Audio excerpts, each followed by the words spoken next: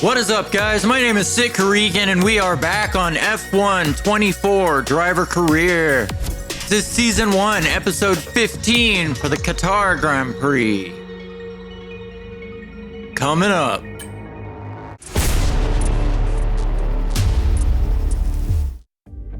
So we are heading into the penultimate race of our rookie season here at Haas, trying to bounce back after a very rough sprint weekend and Grand Prix around Brazil. Go see that episode if you haven't seen it yet before you see this one. I struggled badly in the sprint around Brazil with tire temperatures and setup issues and all the issues basically. It was a really bad performance. Then we got the setup a little bit better for the race, only for the gearbox to fail very early on. We also got confirmation of regulation changes heading into next season. Luckily for us, it's only the aero department, which is our weakest department, so we should be able to save all the upgrades heading into next season. And heading into Qatar, Ferrari is now the best team, at least on paper, with McLaren a very close second, dropping the once dominant Red Bull down to third in the development. But it may be too little too late, as Leclerc is the only man who has a chance of catching Verstappen. Okay, mate, I know we were expecting some new developments to come through, but I'm afraid to say that some of them have failed quality control. We're going to need to tell the team what to redevelop via the R&D screen. So our ERS upgrade failed, which is really unfortunate. We definitely could have used that around Qatar. I don't have the resources to fix the ERS upgrade, and I also have to consider, if I'm staying at Haas next year, I really want to save all of our aero department upgrades. But if I'm leaving, then I don't really care about saving the upgrades. I can just make this year's car as fast as possible. Okay, mate, I know we were expecting some new developments to come through, but I'm afraid to say that some of them have failed quality control. So Hulkenberg's fuel efficiency upgrade also failed, although Hulkenberg was kind enough to reapply the ERS upgrade, so we will have that for Abu Dhabi at least. And since he saved my ERS upgrade, I will save a couple of the aero upgrades for next season, as more than likely we will be at Haas, as there's really only one team, at least right now, that I would jump ship for. But we'll get into that later. Let's head to sprint quali. It's all about flow and pace today, qualifying in Qatar. A high-speed test that will set the grid for tomorrow's race. So welcome along. Okay, that's all the checks complete. We're ready to go. So this is my first run of SQ1. We've dropped to P11. We're on the mediums. It's the only lap we're going to do in SQ1. We're running fairly high downforce, but we found very good pace, at least through sectors 1 and 2. I figured I would do it like last week and run a higher downforce setup for the sprint and see if we need to make adjustments for the race as we go to the line. And that's good enough for a momentary pole position. And we end up down in 7th, which is good enough to see us into SQ2. As we find our footing around Qatar, the car feels miles better than it did around Brazil. Our teammate just squeaked through in 15th. Hopefully he can find a better lap in SQ2. As I carry on in SQ2, finding better consistency and pace on our second lap. I actually quite enjoy the flowing nature of this circuit, but it is not the easiest track to overtake on, so I definitely want to qualify well, and the car is definitely capable of points, and I need to stay ahead of Perez and Stroll in my rivalries after taking a big hit around Brazil last weekend, and I really need to keep my rating up if I want to go to the team that I have in mind of going to. As we go to the line, out of the final corner. And that's good enough for provisional pole. And this time I do manage to top the session, 2/10 over Leclerc. Our teammate is out down in 15th, unfortunately not able to find a lap when he needed it. And the other surprise of the session, Russell is eliminated in 13th. Everyone ready? Okay, let's go. Final run of SQ3. Can I find the same kind of pace that I have in the first two sessions? Definitely found my footing a lot faster here than last weekend as I try to rebuild the momentum of my season and show that last weekend was just a hiccup of form and I still have a little bit of time to impress Ferrari. the team I would really like to go to next season, as Sainz is out of contract, and there's been some rumors around the paddock that Ferrari would like to pair a young up-and-coming driver with their championship protagonist, Leclerc, to secure their future for the next couple seasons. And obviously, as a Ferrari Academy driver, I would like that young up-and-coming driver to be me, who takes that seat next to Leclerc. But I need to finish my already strong rookie season on a high note and show that I can perform over the course of an entire F1 season. So the remainder of this race and the next race are really to catch the eye of Ferrari and get them to take a risk on me for next year. As we head towards the final corner, we were purple in the first sector, personal best in the second. To the line, where are we gonna end up? Good enough for provisional pole. And that's good enough for pole for the Qatar sprint. Norris will be starting on the front row next to us. And that's definitely a strong response to the difficulties of last weekend. Let's head to the sprint. So it's all about speed in today's sprint. Not very many laps and no chance to get ahead on strategy. Who here today has the raw skill to take them to the top? Let's run you through the driver grid order for today's exciting sprint. In pole position, it's Haas, and Lando Norris lines up alongside. As we continue through the rest of the grid today, we have Leclerc, Fernando Alonso, Verstappen, Oscar Piastri, Sainz, Stroll, Perez, Hamilton, Gasly, Ocon, Russell, Tsunoda, Hulkenberg, Ricciardo, Albon, Bottas, Sargent, and Joe Guan Yu. And with preparations almost complete, let's head trackside for today's sprint. Looks like everybody is gonna start the sprint on the medium tire. Nobody's gonna risk the softs. I think the tire wear is gonna be far too high for the softs anyway. Clutch bite is good, gearbox is responding normally. Make sure to warm up the tyres and brakes. Warm the tyres and brakes throughout the lap, please. Let's try to get a good start and stay in front heading into turn one. Superb parking there, mate. Let's make sure we get the edge on the surrounding drivers as the lights go out. And the 5 red lights. The Qatar sprint is underway. And I get a lot of wheel spin off the start. I am really struggling with starts in this game. As Norris has got up our inside, and we're going to be 3 wide with Leclerc. We managed to stay with Leclerc, but Norris slips through up into first. We have a little bit of contact with Alonso, who is trying to go around the outside into turn 2. We do manage to hold on to second as we use some battery heading into turn 4. I am managing to stay close to Norris in the McLaren as we head towards the tight turn 6. And it's essential that I stay within Norris's DRS. As with these higher wings, if I fall too far back, I'll get swamped by the drivers behind on this very long straight. As I can already tell, I'm struggling a bit for straight line speed. Okay, DRS will be enabled this lap. You can use it when you're within 1 second of the car ahead and in the DRS zone. So we go defensive against Alonso into turn 1. And we are able to fend off the Aston Martin, as I'm hanging just outside the DRS of Norris ahead. Oh, but we make a mistake into turn 10 and run really wide.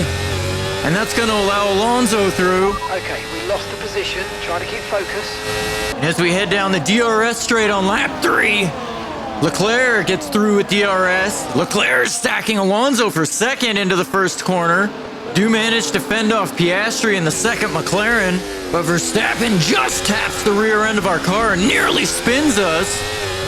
We just managed to keep it in a straight line, although we lose valuable time to Leclerc ahead. And these high wings are also making it difficult to recover battery, as Verstappen and Piastri go side by side through turn 4 and turn 5, allowing us a small bit of breathing space ahead. As their battling is costing them time, as the McLaren has the inside through the tight turn 6, but Piastri is slow. And Piastri's tough luck continues as he has to pull off to the side with another mechanical DNF. Okay, here's the gap that we're trailing the car ahead by. 2.0 seconds. As having lost the DRS to Leclerc, we are getting swamped down the straight. We dive back up the inside of Perez, but we've lost 2 positions to Verstappen and Sainz down the DRS straight, which is exactly what I worried about earlier in the race. I think it's clear that I'm going to have to lower the wings for the main race, as Sainz goes for a move on Verstappen down the start-finish straight, doing everything he can to keep Leclerc in the Drivers' Championship fight, dropping Verstappen down to 5th. As at the halfway point of the sprint, I set my sights on Sainz and Verstappen to move forward. Verstappen has a little bit of a slide out of the final corner. Good job, that was the fastest lap of the race so far. As I tuck into the slipstream and go to the inside, Verstappen gets around Sainz. I go up the inside, Verstappen locks up, and that allows Sainz to stay with us up the inside of turn 2 as we're side by side with the Ferrari through the kink of turn 3. I'll have the inside line through the fast right-handers of turns 4 and 5, and now Verstappen's re-engaged Sainz through the fast double right-handers. And those two stayed side by side through the whole lap nearly previously, but with the DRS, they both managed to get through. But as we head into turn 1, there's contact between the Ferrari and Red Bull, as Sainz stays up the inside of Verstappen, and this is allowing us to stay close to both of them and make a late aggressive move up the inside of Sainz through turn 6, allowing us to recover back up to 5th. But Sainz isn't giving it up that easily, but he's forced to back out into the long turn 7, as now we set our sights on Verstappen, trying to recover up to 4th. And all of our fighting has really allowed the top 3 to get away. But even with the DRS down this long straight, I'm not making very quick progress on Verstappen ahead. But we're going to make a late move up the inside of turn 1. Verstappen does a switchback and nails it beautifully. Side by side through turn 2. I give him plenty of room on the outside. Verstappen still managing to stay ahead, keeping the inside line for the right-handers of turn 4 and 5. As just behind us, Stroll has a big lockup into turn 6, and that allows Perez through, moving the second Red Bull up into 7th. On the penultimate lap, I'm trying to take another run at Verstappen down the start-finish straight. Verstappen goes defensive. We run a little bit wide of turn 1, getting a wash of understeer as these mediums are definitely starting to feel second-hand, but I do manage to stay just ahead of the Red Bull. But Verstappen tries to come back through the fast triple right-hander. Stay with them. They might make a mistake and we could still regain the position. Of turns 12, 13, and 14, and in hindsight, I would have let him through and taken the DRS down the DRS straight, as he'll have a much easier move. Coming up here on the final lap, we're going to dump all the battery we have, but that's more to defend from Sainz. Okay, final lap. Let's go. Final lap. Okay, so gap to the car ahead, 6.7 seconds. So we lose the position to Verstappen. We try to go back up the inside of Sainz. We make contact. We do manage to slip back past the Ferrari, only losing the position to Verstappen, which I consider a major victory. As we head through turn 15, I have managed to stay ahead of the Ferrari and the second Red Bull. Norris grabs the sprint race win. We have a big slide through the final corner, but it's not going to be enough for Sainz to overtake, and we manage to grab 5th. Pick up rubber and bring it home. So not the best, finishing 5th after starting from 1st, but we managed to grab a good amount of points, finish well ahead of our teammate and our rival, Perez. Norris picks up the win, looking very fast in that McLaren. His teammate, unfortunately, had another mechanical failure. Leclerc picks up 2 points on Verstappen, keeping his title hopes alive, drawing within 29 of the points leader. He's gonna need another big performance to keep his slim title hopes alive. Let's head to qualifying. Flow flow and pace today, qualifying in Qatar. A high-speed test that will set the grid for tomorrow's race. So welcome along. So not a promising start to our qualifying. Okay, I hope you brought something good to read today. There's an issue with the fuel system. We don't think it's anything terminal, but it is going to take some time to investigate and repair, I'm afraid. So the fuel system fault set us back rather significantly. Hopefully that's not foreshadowing for the rest of the race weekend. This is our one and only run in Q1, so the pressure is on to put in a good lap, especially considering the amount of pace we had in sprint qualifying. As we head through the final corner, running low on battery, Push down to P20. to the line, and that's good enough to put us in provisional pole. And that was good enough for first in Q1, followed closely by Norris 2/10ths back. And Hulkenberg continues to struggle with the car as he is eliminated in 17th, behind even the Kick-Sauber of Bottas. So it's going to be another tough recovery drive for Hulkenberg this weekend as we cycle through our second lap in Q2. Our first lap was on a set of used tires from Q1. So we're currently sitting in 8th, but we're definitely looking to improve on that as we head through the final corners, nearly half a second up on our banker lap time. I did make several changes to my setup heading into the race following the sprint, so we don't struggle so badly in a straight line. I was afraid it would compromise us in qualifying, but that was good enough to top the session again, and we seem to have found pretty good pace here in qualifying, despite the fact that I've lowered the wings quite significantly. Hamilton, a surprise exit down in 11th in Q2, so he'll have a bit of a recovery in the race as well.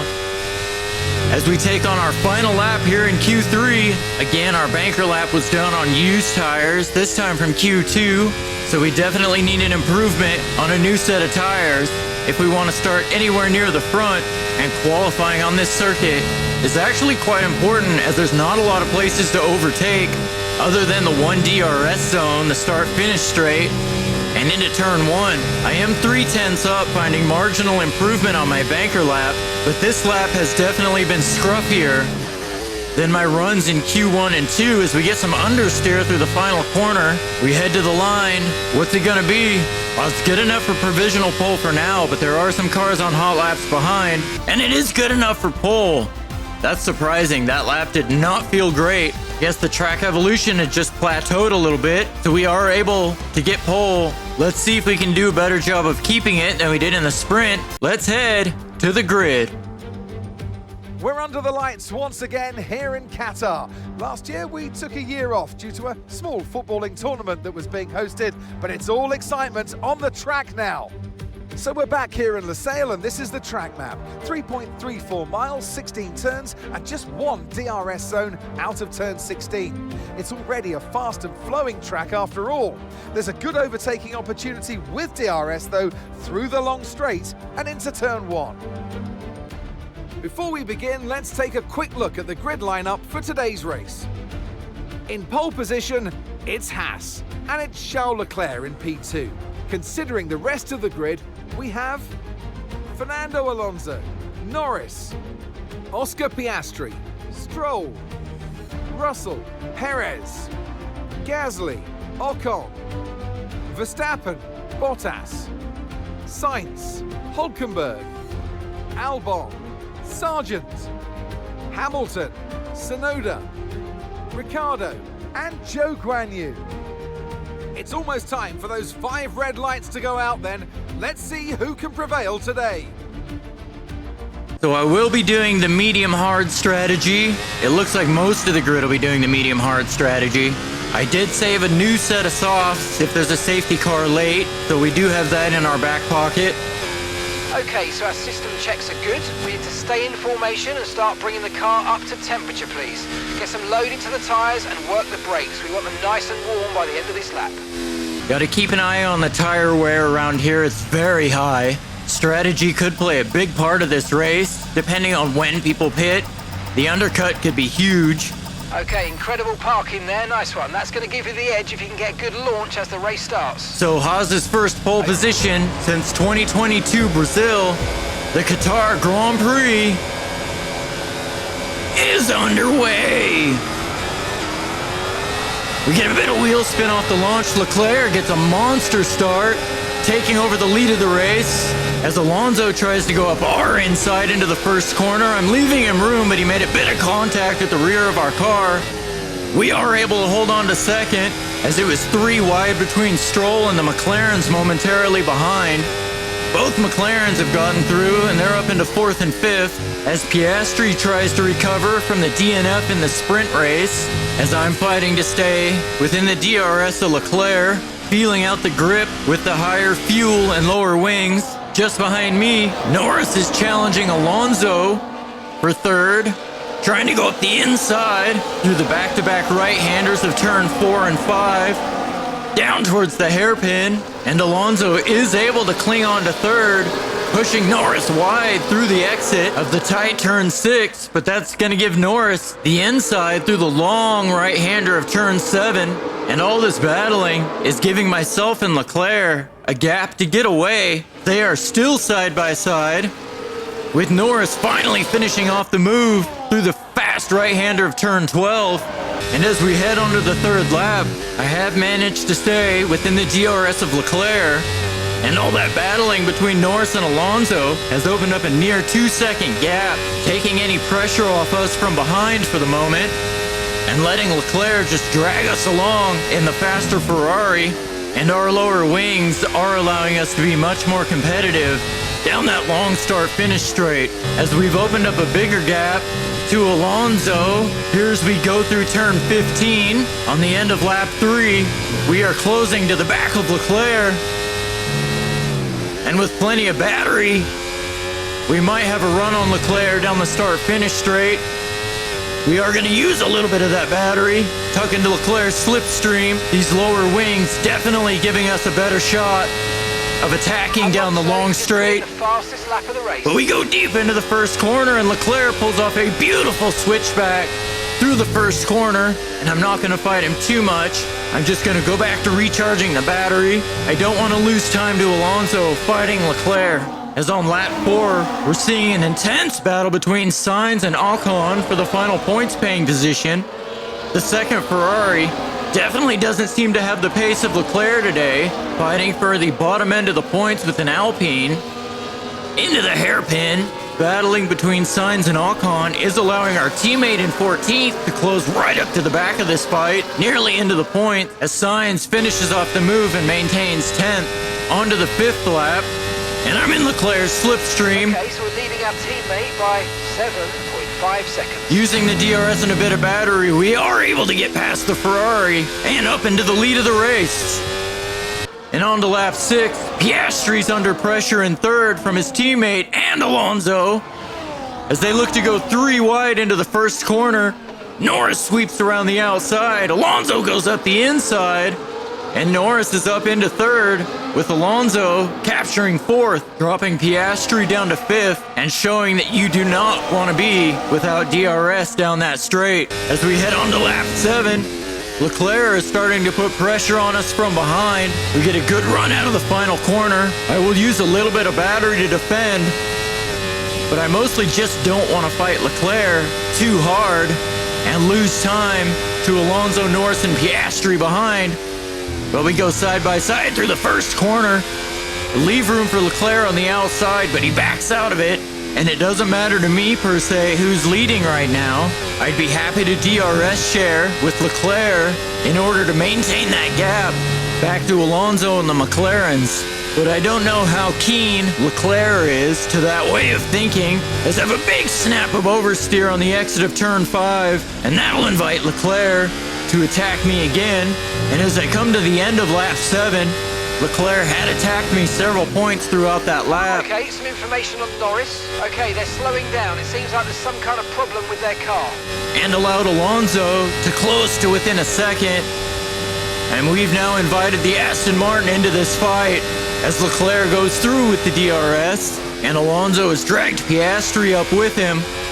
So the fight at the front of this race is about to get a lot more interesting as we follow Leclerc through turn 2. We close up to the back of Leclerc through turn 15. We are a little bit low on battery, and definitely starting to feel the effects of the tire wear around here. We're going to use a little bit of battery and tuck into Leclerc's slipstream. Definitely not the easiest track to recover battery at. As Leclerc doesn't defend, he takes the racing line. We go up the inside of Leclerc. Through turn 1, the Ferrari driver tries to hang it in the inside of turn 2. But we have retaken Nice work, mate. That brings you up a place. the lead of the race. Just behind our battle for the lead, we have a three-way fight between both Red Bulls and Russell. For 6th, Perez is able to take the inside and keep 6th, but Verstappen is able to sweep around and grab 7th from the Mercedes. And it looks like one of the kick Saubers is going slowly, and that is Bottas, who was running in 16th and is now slowing up and pulling off to the side. So another tough day for Sauber. Okay, information on Bottas. Okay, it looks like the problem's terminal. They're retiring the car. Great stuff, mate. You hit the target well there. Nice one. It's a long way to go in this race, though, so keep your head down. We go defensive. Leclerc comes We're through. approaching the pit window now, and you're going to be on hards next time. We are able to keep Alonso behind as we are approaching the pit window, and these tires are definitely starting to feel very secondhand, but I can't risk coming in too early and trying to go too long on the hards, as we risk a puncture around this track with the tire wear being so high. So as we come to the end of lap 12, I am gonna pull the trigger and come in on this lap. Hopefully the other drivers stay out and we can get an undercut on, but these mediums are absolutely dead by this point. They have a huge lockup coming into the pits and just avoid a penalty, but I was able to get it stopped, and we need a good stop from the team here, as we are definitely still in the fight to win this race, especially if we can get a good outlap and undercut Leclerc and Alonso. The white line on the exit will receive a penalty for dangerous driving if you cross onto the track. As we come out in 18th, behind Sargent and the Williams, we have plenty of clear air in front of us to push for a really quick outlap and hopefully pull off a good undercut on the drivers in front. To save up some ERS, so let's focus on charging it up, please. And of course now is when Mark wants us to save ERS. And one lap later, Alonso has come into the pits, and we come out just ahead of Alonso.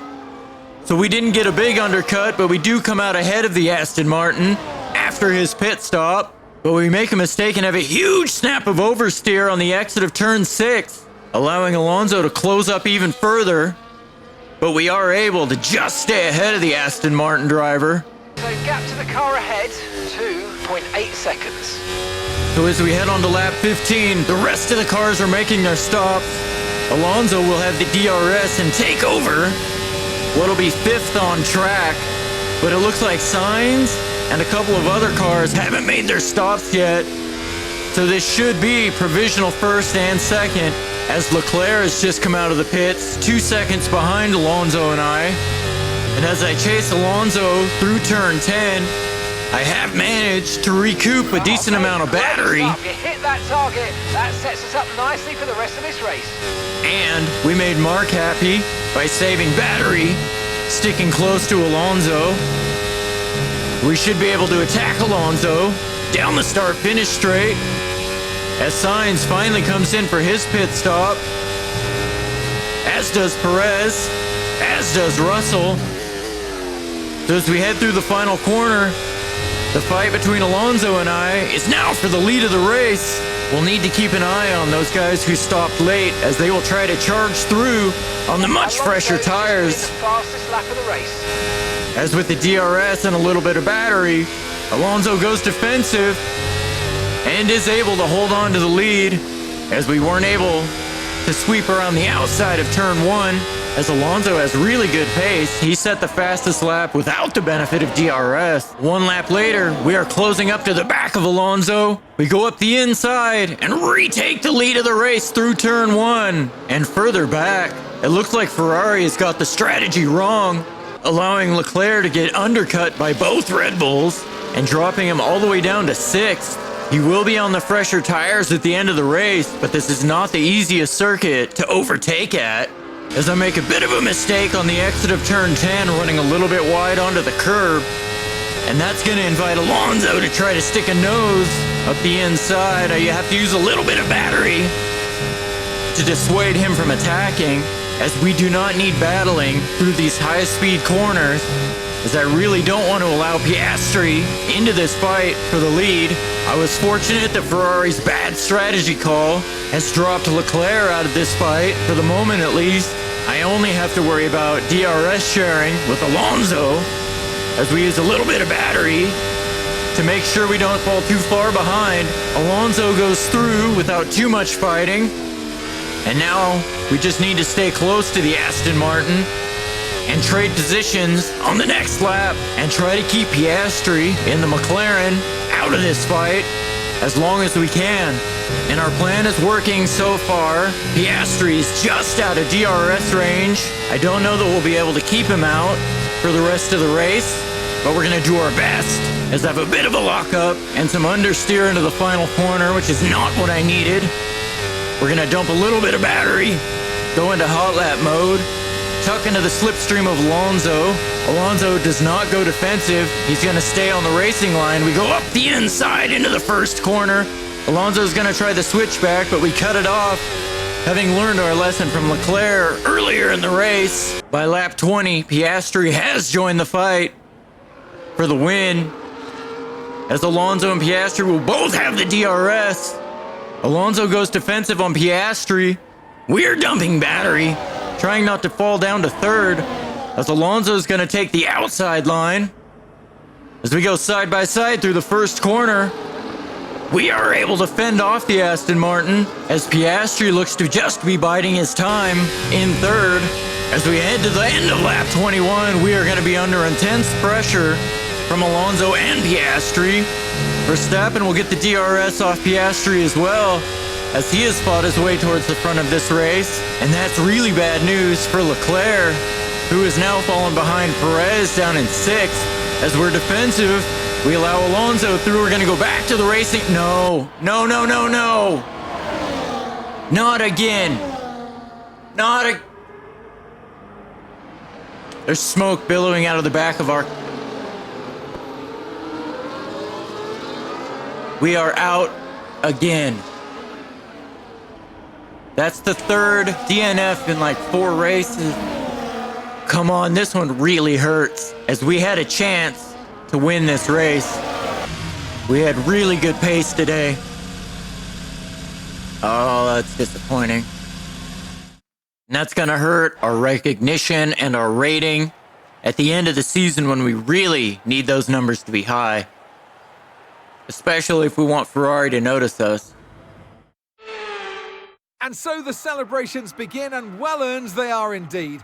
It might have looked simple at times, but as any racing driver will tell you, competing at this level at the very top is anything but simple. There's no catching them now then. We have a new World Drivers' Champion.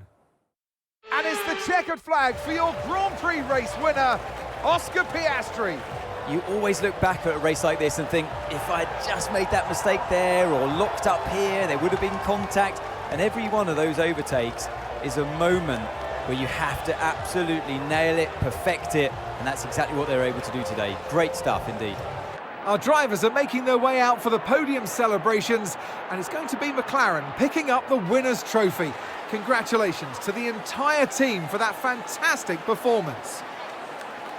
Poor Ferrari strategy, letting Verstappen and Perez undercut Leclerc, may have cost Leclerc the chance at keeping his title hopes alive, at least alive enough into Abu Dhabi, but it was not to be. Piastri wins, Verstappen ends up second, somehow, and Alonso rounds out the podium.